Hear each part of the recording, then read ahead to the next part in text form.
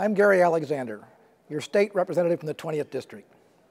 Representing Lewis County and parts of Thurston County, including the cities of Bacota, Maytown, Rochester, Tenino, and parts of Rainier. I'm reporting to you from the 2012 legislative session here in Olympia. In my last update from Olympia, I talked about the House Republican Fund Education First budget proposal. This was an effort by myself and my colleagues to show our friends across the aisle, the public, the media, parents and teachers around the state, how we would prioritize education and fund it first before any other budget appropriation. Again, we believe as the state's paramount duty, educating our children should receive our first dollar, not our last dime. On Friday, February 17th, we followed up our education proposal by introducing the first legislative supplemental budget of the 2012 session. We have been solution-oriented from the beginning. We have worked in a bipartisan fashion, but our priorities and our principles are significantly different than those of the majority party. Our budget is an all-priorities budget that protects education, protects public safety, protects the most vulnerable populations, and is achieved without a major tax increase, as the governor and many legislators, majority party, have suggested. A few quick highlights of the budget that might interest you. We put families before felons by making sure there is no early release or less community supervision for criminals. And we have even additional funding for gang violence prevention.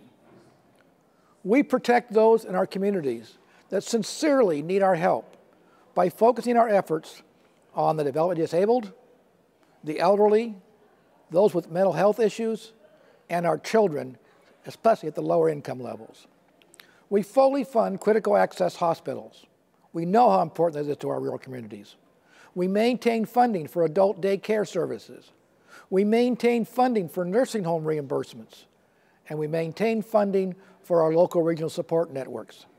If you would like more information on our all priorities budget, you can visit my website at the web address on your screen.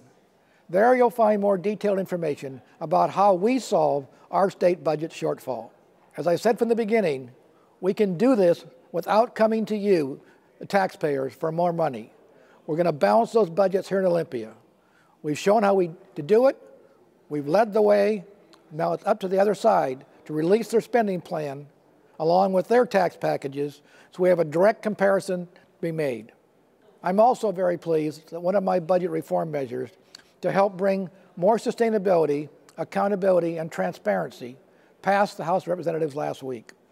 House Bill 2607 requires the Office of Financial Management to publish a 6-year outlook on the budget when the governor releases his or her budget before each session. This is something that used to be common, but has not been done on a regular basis in recent years.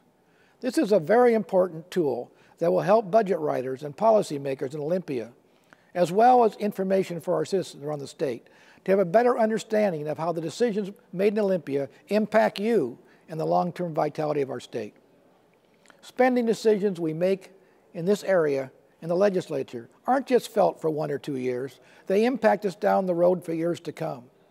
We need to have a clear picture of what our state's fiscal health looks like, not only today, but 6 years from now, because the decisions we make today will help hold legislators more accountable in the future and keep the public more informed. And last but not least, lead to greater budget stability. Again, this is Representative Gary Alexander from the 20th District coming to you from the 2012 legislative session here in Olympia. Thank you for tuning in.